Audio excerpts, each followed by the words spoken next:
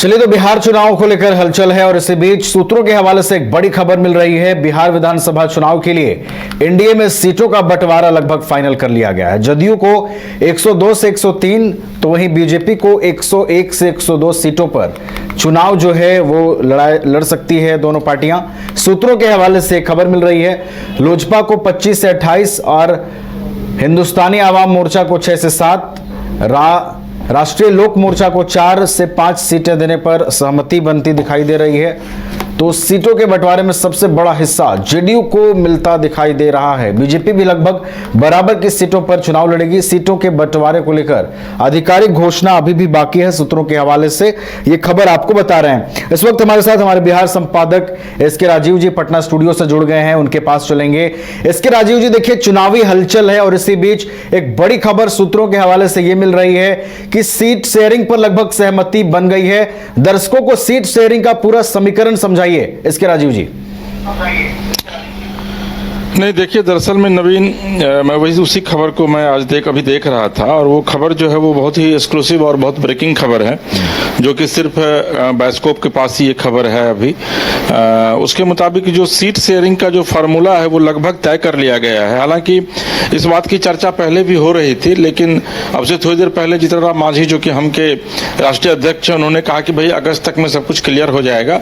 लेकिन जो internal sources से जो जानकारी मिली है नवीन, उसके मुताबिक एनडीए में सीटों का फार्मूला वो तय हो चुका है। जेडीयू जो है वो 102 से 103, तो बीजेपी भी जो है वो 1 से 102 सीटों पर चुनाव लड़ सकती है और चिराग को 25 से 28, मांझी को 6 सीट मिल सकती है और उपेंद्र कुशवाहा जो कि एलजेपी, जो कि उपेंद्र कुशवाहा की जो पार्टी है रालोजप्पा, उसको मुझे लगता है कि लगभग 3 से 4 सीटें जो है वह मिल सकती हैं। तो कुल मिलाकर के अगर आप इसको जब जोड़ेंगे तो 243 सीट जो है वो निकलकर सामने आता है। देखिए दरअसल में इसके पीछे जो कहा जा रहा है, जो कुछ दिन पहले जो एक खबर आई थी उसमें खबर यह थी कि 101 सीटों पर बीजेपी लड़ेगी, 100 सीट पर जो है वो जेडीयू लड़ेगी, 30 सीट पर एलजेपी आर लड़ेगी और 6 सीट जो है वो मांझी और उपेंद्र कुशवाहा को दिया जाएगा।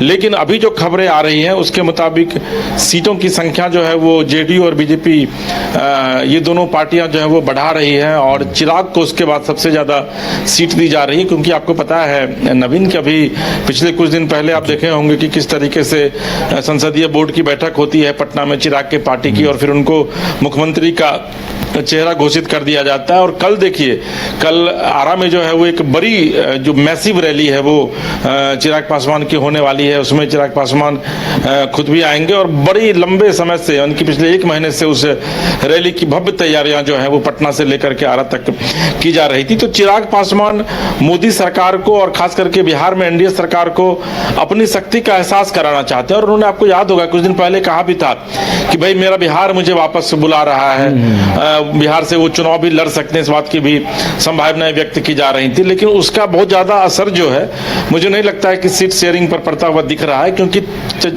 चिराग पासवान जो है वो मेंटली एक प्रेशर क्रिएट करने की कोशिश कर रहे हैं एनडीए में कि भाई देखिए हमारा कदम इतना बड़ा हो गया है कि हमको मुख्यमंत्री भी मैं आने वाले दिनों में बन सकता हूं।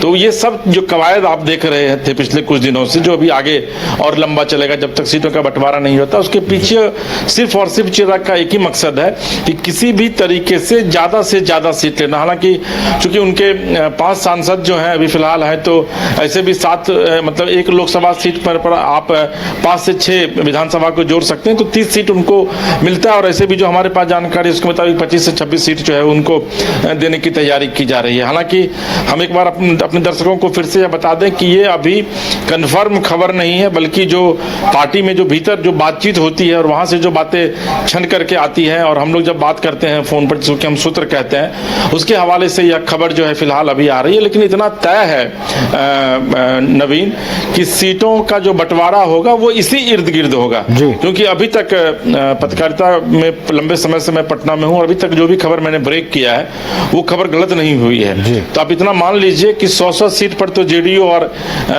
बीजेपी चुनाव लड़ेगी ही लड़ेगी। 1-2 सीट हो सकता है कि जेडीयू ज्यादा रखे या 1-2 सीट बीजेपी को ज्यादा दे, लेकिन उसके बाद बाद तीसरे नंबर पर जो है वो एलजेपीआर को रखा जाएगा, चिराग पासवान की पार्टी को। चौथे नंबर पर जीतन राम मांझी की पार्टी को रखा जाएगा, क्योंकि उनके भी एक सांसद है मांझी।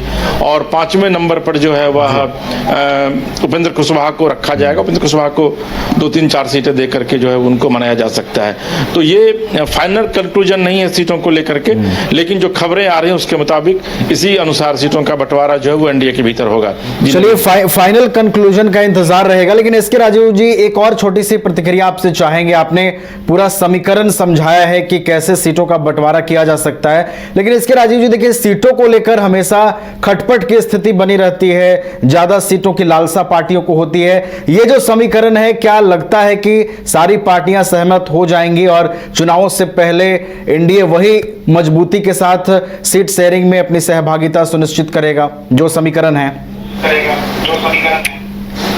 नहीं, देखिए नवीन, निश्चित तौर पर एनडीए जो है वो किस तरीके से चुनाव लड़ रहा है, आप उसकी एक वानगी देखिए कि प्रधानमंत्री जो है वो लगातार बिहार का दौरा कर रहे हैं। अभी वो 29-30 तारीख को बिहार के दौरे पर थे। 50,000 करोड़ की योजनाओं की सौगात उन्होंने बिहार वासियों को दी। और अभी आप कभी अगर बिहार आप आएंगे तो मैं आपको दावे के साथ कहता हूं कि आपके झारखंड से ज्यादा अच्छी सड़कें आपको बिहार में देखने को मिलेंगी। आप जब राजधानी पटना आएंगे तो आपको ये पता चलेगा कि वाकई में विकास ने किस तरीके से रफ्तार पकड़ा है। क्योंकि पटना जो है, अभी आपके यहाँ मैंने देखा कि कल झारखंड में मुख्यमंत्री एक ओवरब्रिज का शिलान्यास कर रहे थे, और पटना जब आप आएंगे तो पटना ओवरब्रिज से पाट दिया गया है जी।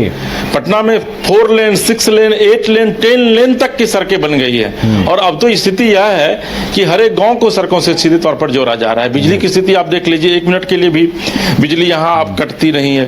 थोड़ी सी जो स्थिति है वो लॉ एंड ऑर्डर की चरमाई हुई, जिसको कि ठीक करने की कवायद जो है वो चल रही है। तो कहीं ना कहीं से सरकार लगातार डेवलपमेंट का काम कर रही है। और जो जानकारी मिल रही है कि जब 20 तारीख को मोदी सवार सिवान आएंगे तो वहां भी लगभग 7700 करोड़ रुपए की योजनाओं की सौगात देंगे। तो देखिए, एनडीए सरकार, देखिए कोई भी सरकार जो है वो सत्ता में इसलिए फिर से वापस आती है क्योंकि वो सरकार काम करती है। और आप काम करने के मामले में आप बिहार में एनडीए सरकार का जवाब नहीं है। 2005 से लेकर के जो अभी तक नीतीश कुमार का टेन्योर रहा है, अगर आप कुछ फेज को छोड़ दें तो उसके बाद आप देख लीजिए कि आज बिहार के लगभग हर एक जिले में मेडिकल और इंजीनियरिंग कॉलेज खोलने की तैयारी चल रही है, बल्कि कई जिलों में खुल भी गया है। पटना के पीएमसीएच की अगर आप बात कर लें तो एशिया का दूसरा सबसे बड़ा लार्जेस्ट अस्पताल उसको बनाने की तैयारी शुरू हो गई है। एक साथ वहां पर 4-4, 5-5 चॉपर जो है वो पीएमसीएच के छत पर वो लैंड करेगा। तो आप अंदाजा लगाइए कि किस तरीके से सरकार काम कर रही है। और जाहिर है, जब आप काम करेंगे तो आप विकास के मुद्दे को जनता तक पहुंचाएंगे कि भाई हमने आपके लिए यह काम किया। और मोदी जी अभी आए हुए थे पटना, तो उन्होंने 29 तारीख को जब बीजेपी कार्यालय में 1.5 घंटे तक बैठक की थी तो उन्होंने यही कहा था अपने नेताओं से कि भाई आप लोग जनता के बीच जाकर खुद को कनेक्ट कीजिए जनता से। क्योंकि जो जनप्रतिनिधि होता है वो अधिकारी नहीं होता है कि आप एसी चैम्बर में बैठ करके और वहां पर फाइल का निष्पादन कर रहे हैं। जो जनप्रतिनिधि होता है वो सीधे तौर पर खुद को जनता से कनेक्ट रखे, वही वाकई में सच्चा जनप्रतिनिधि है। और मोदी यही मंत्र दे करके पटना से दिल्ली गए हुए थे। 29 तारीख को उन्होंने 1.5 घंटे तक जो बैठक की थी। तो निश्चित तौर पर, और रही बात सीटों की, तो एक चीज जान लीजिए कि 2005 में सिर्फ 2 पार्टियां साथ लड़ी थी, जेडीयू और बीजेपी। और रिजल्ट यह देखिए कि उस समय प्रचंड मेजोरिटी 2010 में 243 में से 210 सीटें एनडीए जो है एनडीए के द्वारा जीता गया था, जिसमें मुझे लग रहा है कि 91 सीट जो है वो बीजेपी के पास थी और 110 सीट जो है वह लगभग जेडीयू के पास थी।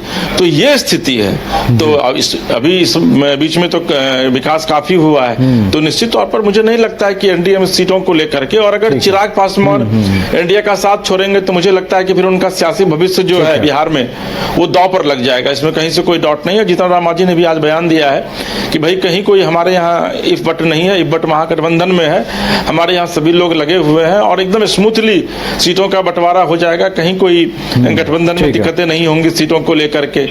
एक चिराग पासवान को लेकर के थोड़ी इफ बट है, क्योंकि चिराग पासवान लगातार अपनी शक्ति को प्रदर्शित कर कर रहे हैं बिहार में, लेकिन मुझे लगता है कि मोदी और नीतीश कुमार की जो शक्ति है बिहार में, उसके सामने चिराग की शक्ति भी संभवतः नहीं चलेगी और उनको भी वही मानना पड़ेगा जो एनडीए फैसला करेगा। चलिए, तो मजबूती के साथ एनडीए बिहार में काम कर रही है और इस मजबूती को जनता के बीच भी लगातार पहुंचाया जा रहा है। बहुत बहुत फिलहाल धन्यवाद इसके राजीव जी, आपका हमारे साथ जुड़ने के लिए, तमाम जानकारी हम तक पहुंचाने के लिए। अगर आप देश के किसी भी कोने में रहते हैं, अगर आप पटना आना चाहते हैं और घर जैसे रहने और खाने का आनंद लेना चाहते हैं तो एक बार जरूर आए होटल डायमंड इन। संपर्क करें 9572759746, 9031859981, 0612400158 एड्रेस अपोजिट विद्या संस्कार school, Ranjan Path, Gola road, Bailey road, Patna 801503।